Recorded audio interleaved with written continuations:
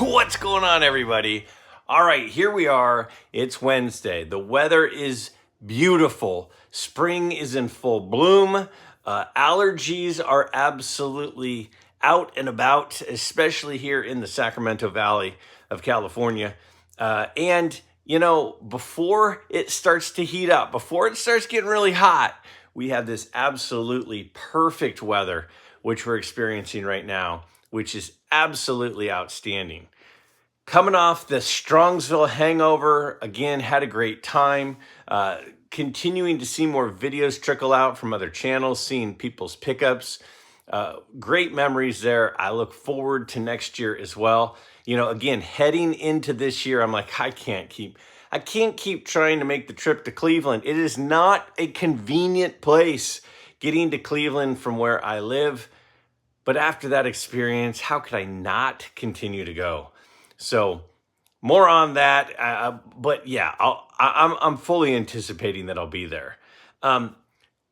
Tuesday, this coming Tuesday, which would make it April 29th at 9 p.m. Eastern, 6 p.m. Pacific, I will be having Midlife Live number 4. Now, I'm going to be announcing who my panelists are.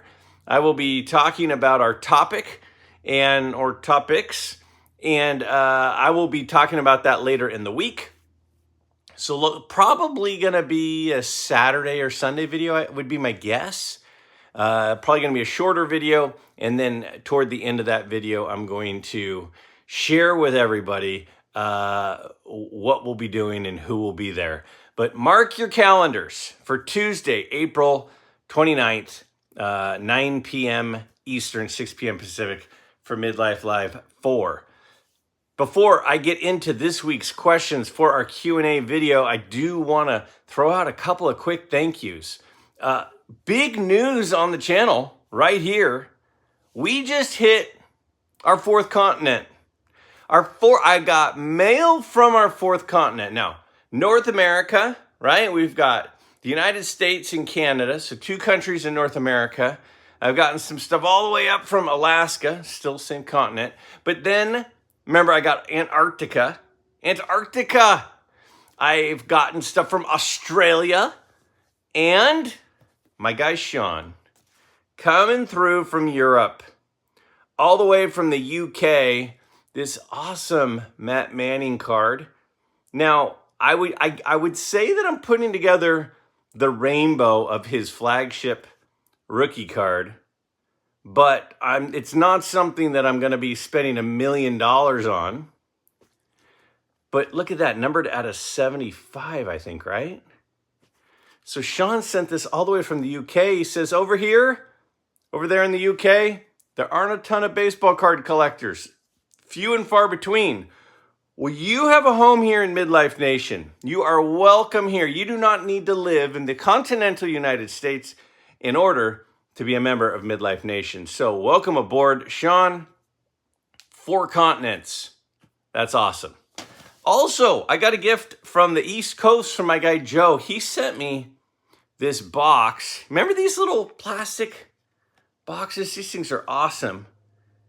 He said he was cleaning out some of his old cards for his grandkids, and he pulled out the Nettles cards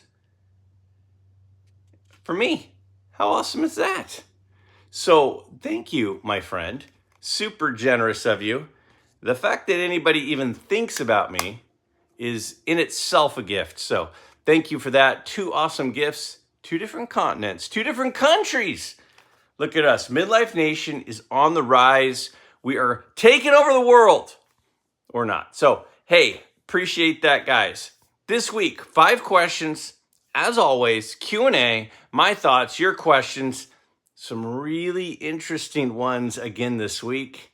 Got some eye appeal questions. We got some planning questions, collecting questions. First one, right here. Greg, hate that I had to ditch Strongsville. Watching you and all the other folks in the community had my FOMO changed to SEMO. Certainly, I'm missing out. I guess I'd better start planning for next year. Your most recent video on cards going over comps gets right at what the heart of my most recent question I left for you in a past video's comment. I will repeat it at the end of this, but I'd love to hear your thoughts on my question.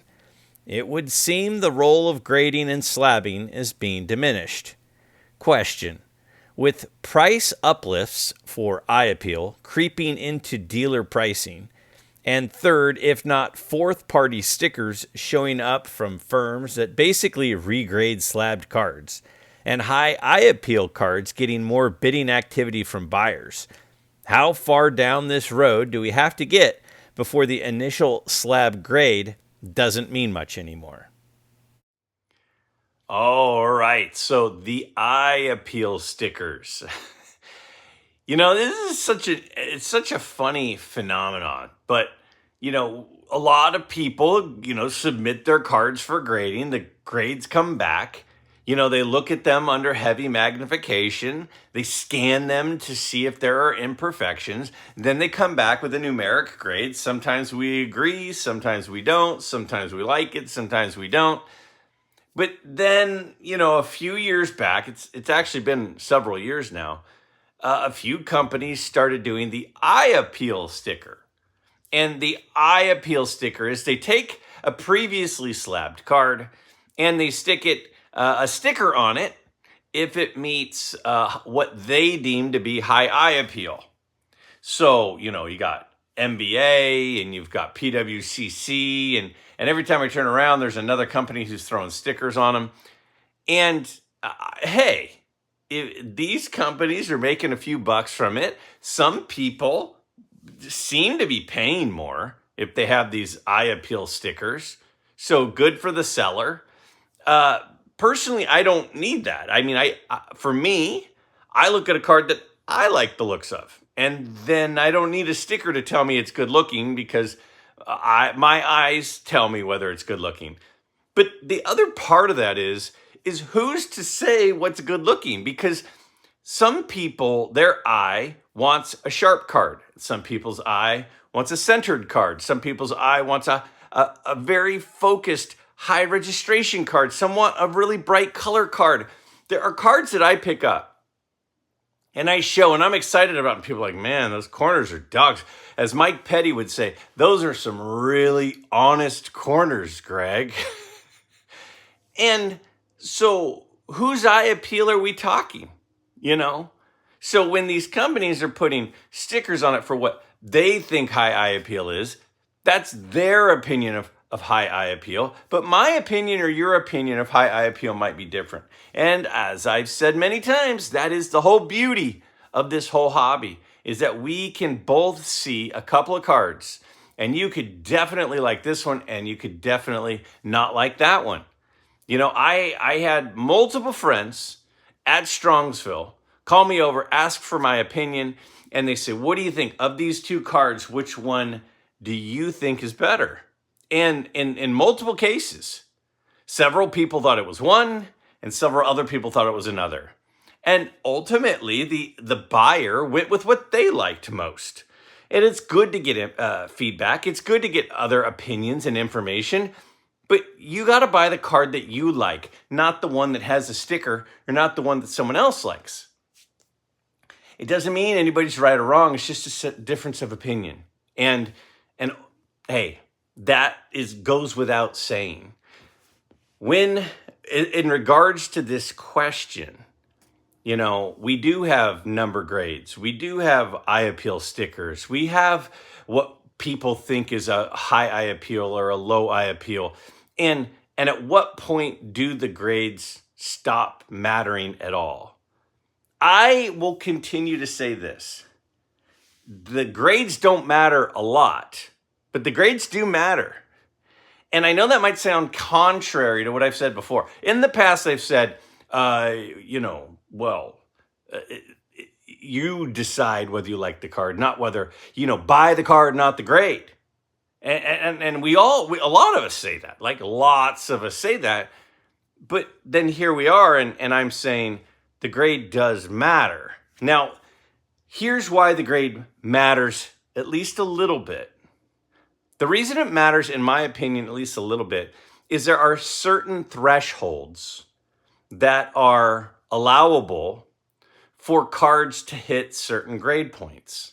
So for example, if I buy a card in an SGC holder and it's a 6, I know it's not going to have a crease. I know it's not going to have a wrinkle.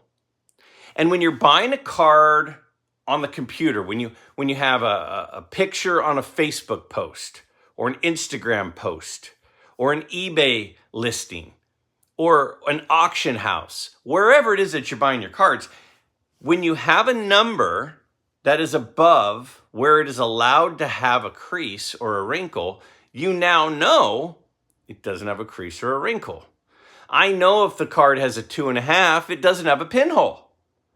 Generally, the max grade for a pinhole card, like with SGC, would be 1.5. So you could buy a beautiful card that has a pinhole, and it gets like a 1.5 because it has a pinhole. But if you see a card in a 3, you don't have to say, is that little mark there a pinhole? That provides you with information. And that information does have some value. Now, I was on the other day with my friend Dan's Vintage Baseball PC, Jake of Wax Pack Wisdom, Mike of, what's his channel called? Can't remember Mike's channel's name. but Junk Wax Hero. That's right. That's what it is. Junk Wax Hero. But we were on together and we were recording. And what I was sort of saying was, buying a card that is a vintage card in a mid to low grade is really about, it's like buying a used car. There are so many different variables. The mileage might be different. The condition might be different. The interior, the add-ons, the things that are broken, the things that aren't broken.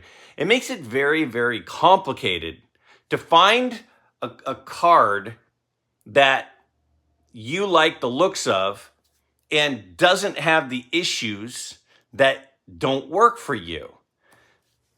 Especially when you're looking at a two-dimensional picture, which I've said many times. So the grades matter because they do provide some information. They don't provide all of the information. If I'm looking for a house in a certain neighborhood, so I type in the zip code, I look at the MLS listings, and it has a certain square footage, that tells me something about the house. It tells me, if it tells me how many bedrooms and how many bathrooms it has, it tells me something about the house. But it doesn't tell me everything about the house. So the grade does provide some information that I think is valuable to somebody buying a card via a picture and not in person. But it doesn't provide all the information. The house that's 1,900 square feet, you don't know if it has termites yet. You don't know if the foundation is crumbling. You don't know if it has roof issues. You don't know if it's on a busy street. You don't know if the next door neighbor is running a meth lab. You don't know those things, but you do know the size and you do know the number of bedrooms and the number of bathrooms. And that information is valuable. So as much as I maybe kind of harp a little bit on grading companies, I do think that they provide a valuable service. They're almost always right, not always, almost always right on authentication. They're almost always right on things like creases, pinholes, stuff like that. They do provide some, and they provide protection for the cards. It provides a durability.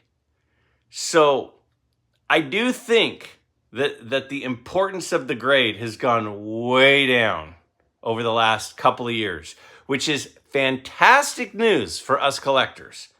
But it does still provide some information which does have value and helps protect the buyer of a card. Because if there was no grading and no information, and we were buying cards over the internet via pictures, and the cards were not authenticated and not graded at all, that would truly be the Wild West. Hi, Greg. I loved your videos in Strongsville. Wish I could have been there. I have an idea for a possible video. Have you ever noticed the insane premium Greg Morris raw cards go for? Why? There is a creased Gretzky rookie at $500 and a scratched up Gibson rookie at $400, and they are days away from auctions ending. Why are people paying up so much? I get that GM has very good reputation, but some of those prices just don't make any sense. Maybe you can shed some light. You are usually spot on in your analysis. This is a super interesting question. I think a lot of people wonder, how in the heck does Greg Morris cards get so much money for their ungraded, their raw cards? How do they get the prices that they pull sometimes it's kind of unbelievable. So the question then becomes, all right, why? How? I think this is a perfect example of how important a reputation is. Now, when I first moved to the town that I live in, there was a realtor, and he was taking us around and he was showing us some houses, and he was pointing out all the flaws in the house. He was like, well, this is a good house, but the issue with this house is a few years ago, they had a bunch of flooding in the basement, and it's supposed to be fixed, but you never know. And we go to another house, and he says, well, this house did get tented a few years ago for termite issues, so it should be repaired now, but you never really know. And I stopped him and I said, why are you telling me all the things that are wrong with the houses? Like, this isn't encouraging me to buy these houses. And he said, well, this is a small town, and this is where I sell houses. And if you end up buying a house and you're unhappy, I'm done. And then we all shop at the same grocery store. There's just one grocery store. So if I see you at the grocery store and you go, that's the guy who sold me the house with all the issues and convinced me to buy this house that was full of problems, I'm done. That's the thing about a reputation. When you know, when you have a long history of a proven track record and you create trust, when you all submit a question to me at this point, we're about 2.5 years in now. And are we 2.5 years in? We're over 2.5 years in. We have been doing this for over 2.5 years. And I think that you guys kind of know me by now. You kind of know whether or not I'm full of it. And some of you would say, oh yeah, he's totally full of it. Or you'd say, well, he's honest, or he's sincere, or he cares, or whatever it is you think about me. You kind of know me by now. So if you submit a question and I kind of give my thoughts on it, like I'm doing right here, I think that you know that at least I'm being sincere in my thoughts. I am not telling you something because I have a sponsor that is going to be mad if I give you my real honest opinion. I give you my real honest opinion, and I've turned away a lot of sponsors. I've had several opportunities that I've said no because I want people to trust me. And I think that you guys trust me. And so Greg Morris has been doing this long enough that enough people have had positive experiences that they trust Greg Morris. Now, does that mean nobody's ever been burned? I don't know. I've had people in the comments tell me that they've bought raw cards from Greg Morris, sent them in for grading, and they came back altered, or they came back, min-sized, or they came back much lower graded than the grade that was described in the description of the card. But I've also talked to a lot of people who are very happy with the ungraded cards that they've received. And like I was just saying, grades provide data. Not data. Grades provide information. And when a card is not graded, you don't have some of that information. So in order to spend a decent amount of money on something where you have missing information, you have to trust the seller. And a lot of people trust Greg Morris cards. They must be doing enough positive transactions that a lot of people trust them. That when they say it doesn't have creases, when they say it's, near mint, then it's not going to show up and have a wrinkle in it. And reputation is so important. Reputation with your spouse, with your friends, with your employer, with your colleagues, with whoever it is. Reputation is something that you can't take for granted. Now, I'm guessing that there's enough of a client base who has had positive experiences with Greg Morris that they say, I know that I can buy ungraded cards from them versus this guy over here, Joe, and this guy over here, Steve, and this guy over here, Ben. I don't know if they're just trying to get me to buy a card. I don't really know. But that group seems trustworthy. So that's my guess, is that, like I just said a second ago, if there were no grades, it would be the Wild West. Well, with ungraded cards, to a certain extent, it kind of is the Wild West. But if you're going through a trusted seller, which a lot of people believe Greg Morris Cards is, then it's a lot less risky. So that's my thought. I'm certain that some people have had negative experiences, just like I'm certain that people have had negative experiences with just about any person, any business in the world. But it seems as if enough people have had ongoing positive experiences with Greg Morris that they have a customer base built up that trusts their assessment of cards, that they know that they can buy an ungraded card with minimal risk. Craig to Greg, question. I mostly only buy graded baseball. Much of that is vintage. I scan all of these cards into a Google file and keep a Google sheet quarterly of values as if I was tracking stocks. I've seen that this gives me a good indication of what the market is doing overall.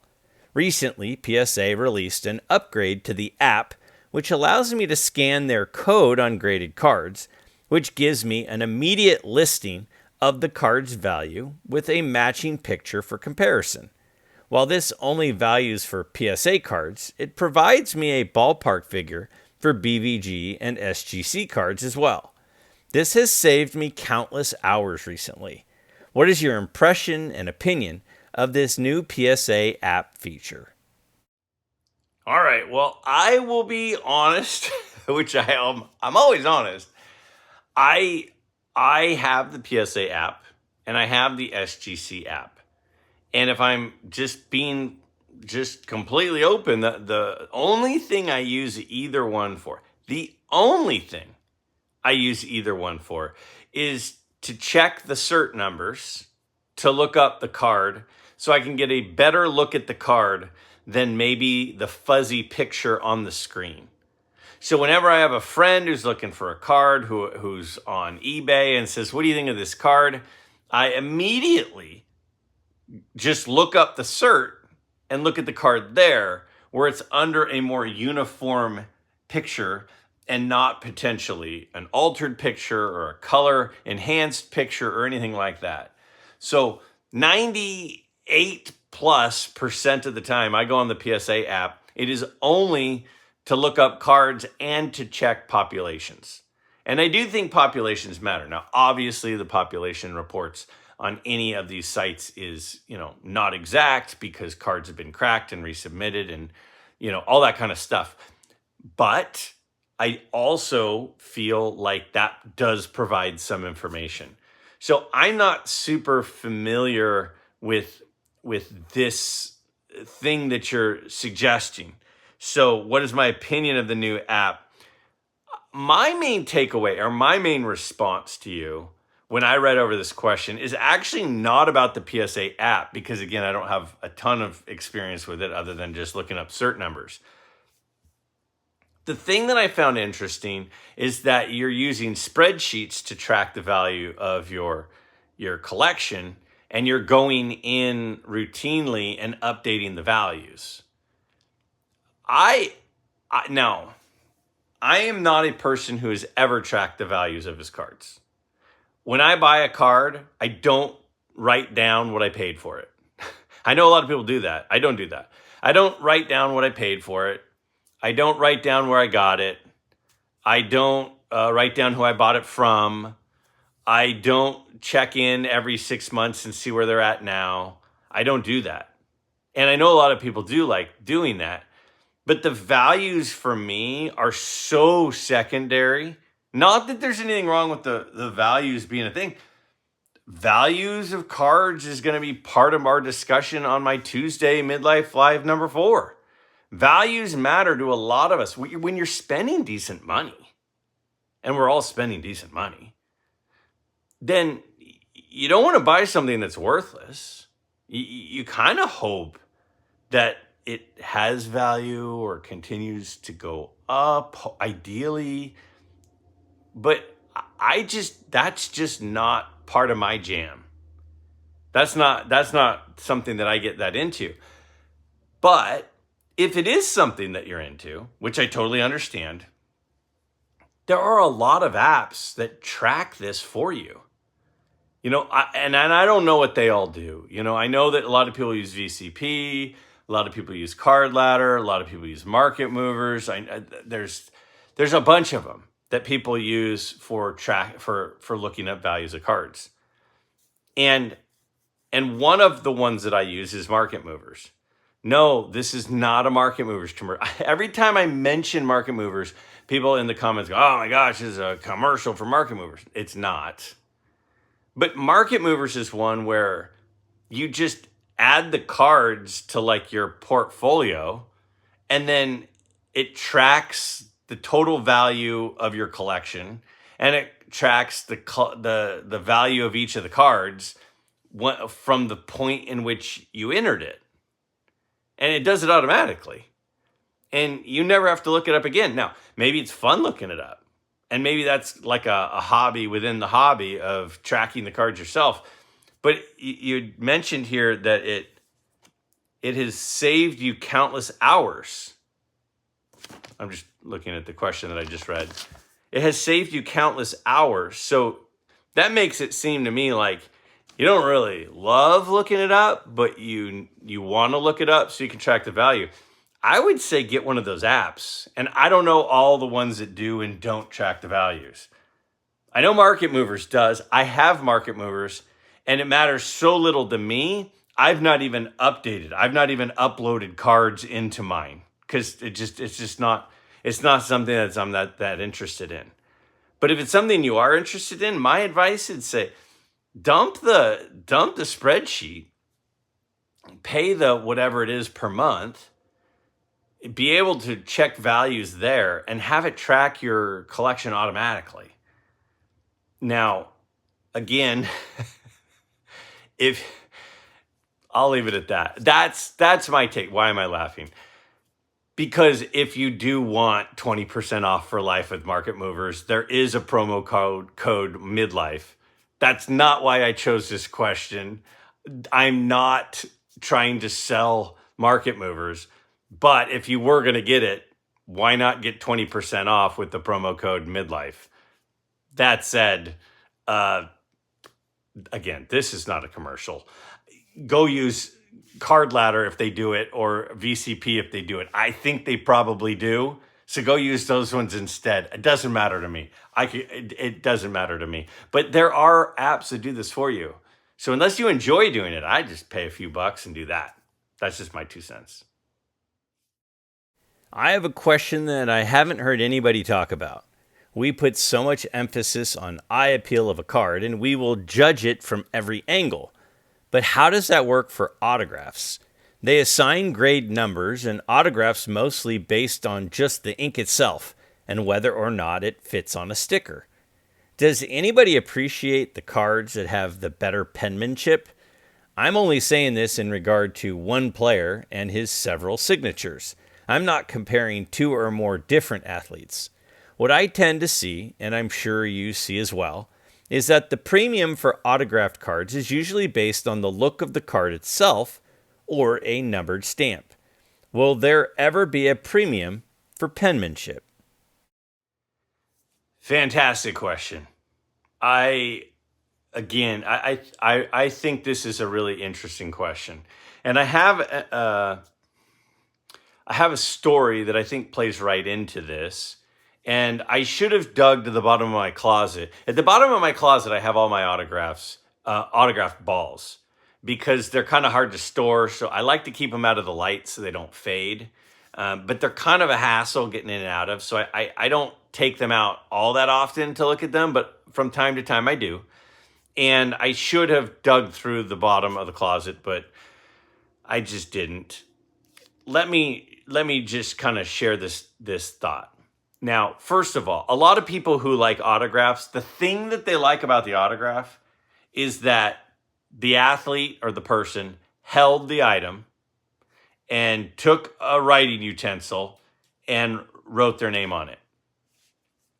I've gotten maybe 4 or 5 Derek Jeter autographs.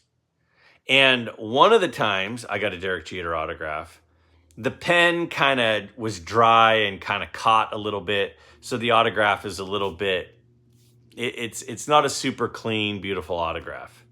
And I was like, oh man, this autograph's kind of messed up. My dad's like, who cares? Derek Jeter held it. Derek Jeter signed it. Who cares if it's a beautiful autograph or not? It's still a Derek Jeter autograph, and he did it.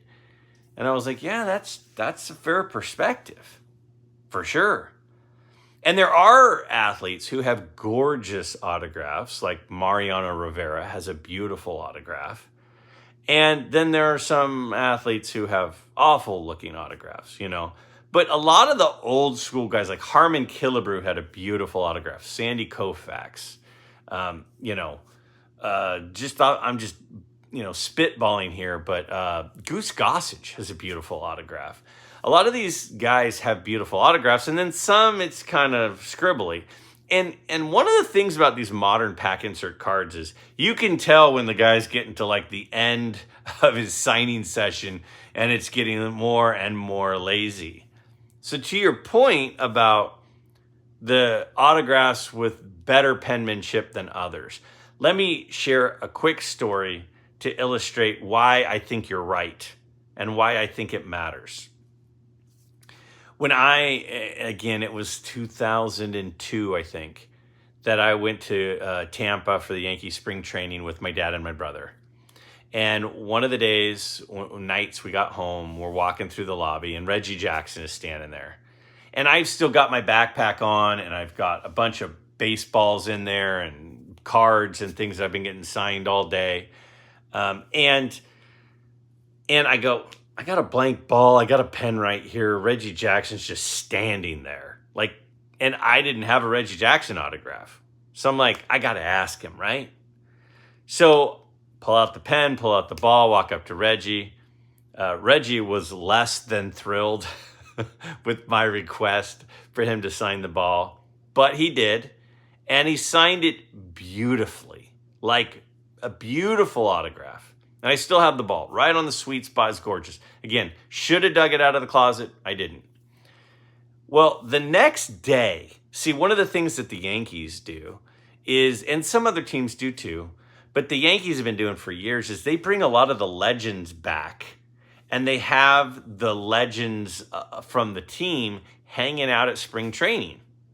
And they're hanging out on the field. I mean, I remember like an 80-year-old Yogi Berra, like sitting there in full pinstripes on along the third baseline as they were taking infield. And it's just cool. Greg Nettles was there. It was the year that A-Rod went to the Yankees and Greg Nettles was helping teach A-Rod how to play third base. And one of the guys, obviously, that was there was Reggie Jackson. So one day, towards the end of spring training, Reggie goes over to the area between one of the practice fields and the clubhouse, and he just starts signing autographs. And he signs and signs and signs and signs, and he just continued to sign and sign and sign until there was nobody left. It was really cool. He probably signed for well over an hour. I'd say an hour and a half. He literally signed autographs until nobody else wanted one. And I was like, I still have some ball. I mean, I just gotten it the night before. And it's outside, it's in the sun, it's hot. He signed for an hour and a half. And I'm like, I got a ball. And Reggie's right there and he's signing for everyone. So I'm going to walk over and I'm going to get another ball sign. It's Reggie Jackson and it's going to be a free autograph right there.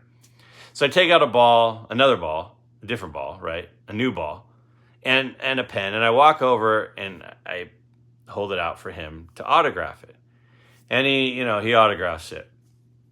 And when I looked at the two balls side by side that night, those autographs didn't look anything. I mean, they were obviously both signed by Reggie. But one was, he hadn't signed any. He's inside. He's in the lobby. And he signs one autograph. And it was beautiful. The other one, he just got done signing for an hour and a half out in the sun. It was not nearly as beautiful. He still has a pretty autograph. But the penmanship and the quality of the effort in the autograph of the first one I got is just, you can't even compare it to the one that he signed after having signed for an hour and a half. I ended up giving my dad that one. I'm not positive. If he has a Reggie ball, that's where it came from. But when you look at the two autographs side by side, they're not comparable.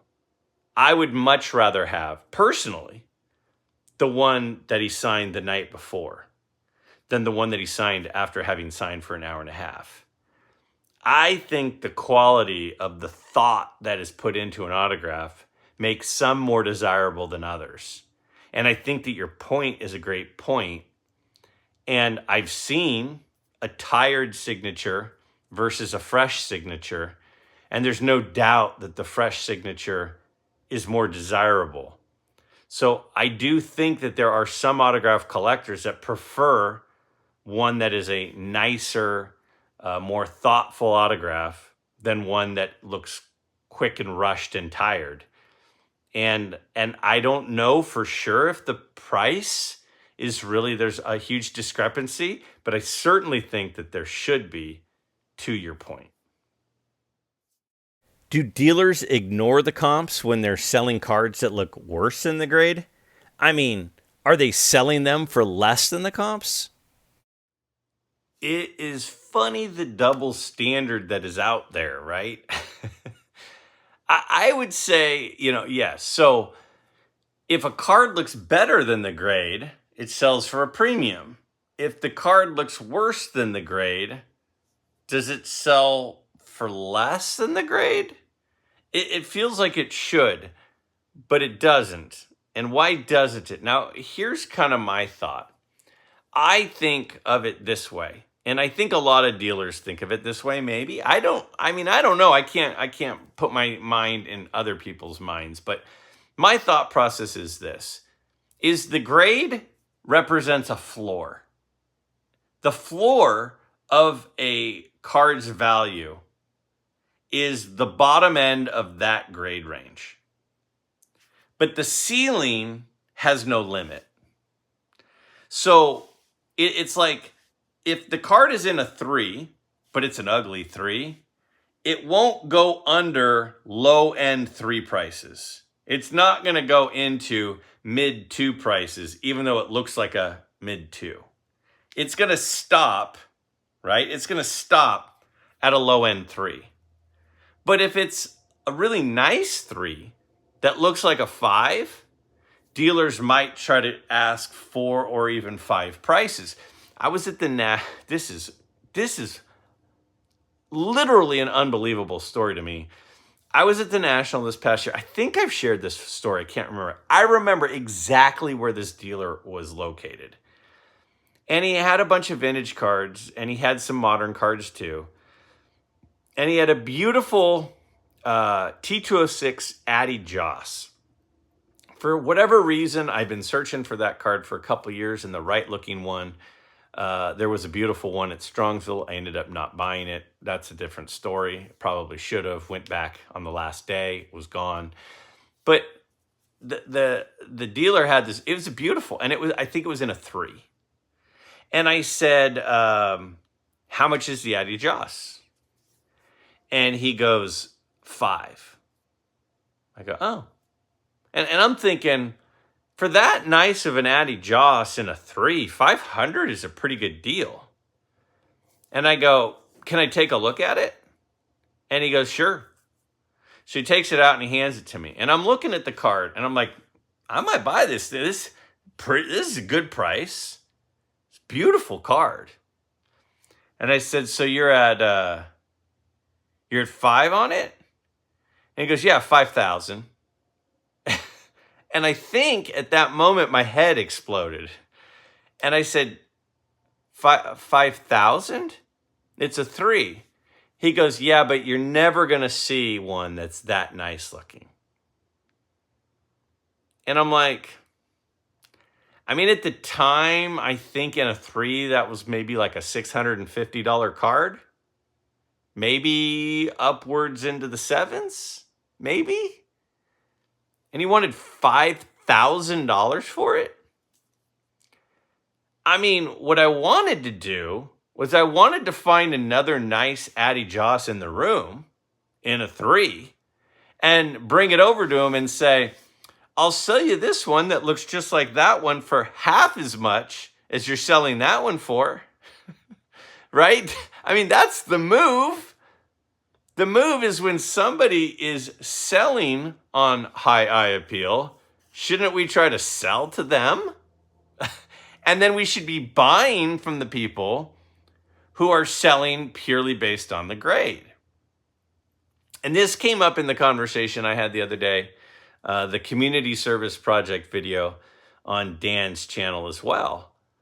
And it's funny how that works, where when something's really nice, we want to charge more than it's worth. When something's not that nice, we don't really want to give a discount. Should we? Maybe. But then again, I think we do have to take that step back and say, cards that have certain grades have certain qualities. You know, if it has the 6, it's crease-free card. If the card is a 1, the card has some issues even if we can't see them. So the grade that it has does represent more than maybe how appealing it is to our eye. We're going to all see cards and we're going to go, "That thing's a 4? And that thing does not look like a 4. That doesn't look good to me." Somebody else might come and see that same card and go, "That's a nice looking 4." Because their eye is seeing something different. Their emphasis in their collection and what they're looking for might be completely different than what you're looking for. I bought a card a few months ago that the picture on eBay looked great. When it came in, looked fuzzy to me. Registration was off. I had to cut it loose. It had the centering, it had the color, it had the corners, but it looked fuzzy to the point that I couldn't handle it. I guess at the end of the day, because because beauty is in the eye of the beholder, it just kind of depends on the person. And people are allowed to ask whatever they want. If they want to ask $5,000 for that Addy Joss, You're allowed to ask that. But you're going to be buried with it. You at your wake, they will have it on a little stand because no one's going to pay that for it. But you're allowed to ask that. That doesn't make you a bad person. It just means you're not going to sell it. And if the card is a 2, but it looks like a 0, if you want to ask 2 prices, you can. You just might not sell it. So it's how motivated are you? But to me, the grade is the floor, and there's never a ceiling. A 2 could sell for a 6 price. A 3 could sell for a 6 price. A 6 could sell for a 6 price. But rarely is an 8 going to sell for a 6 price, even if the 8 looks like a 6. That's kind of my thought. Should it be that way? That's a different question. But based on what happens, that's kind of been my experience. If you have a question for an upcoming episode, please do not hesitate to leave it in the comments down below. I will see you I'll see you before Tuesday, but mark your calendars. Tuesday is going to be fun. You're going to love my panel. We're going to have a blast. I'll see you there.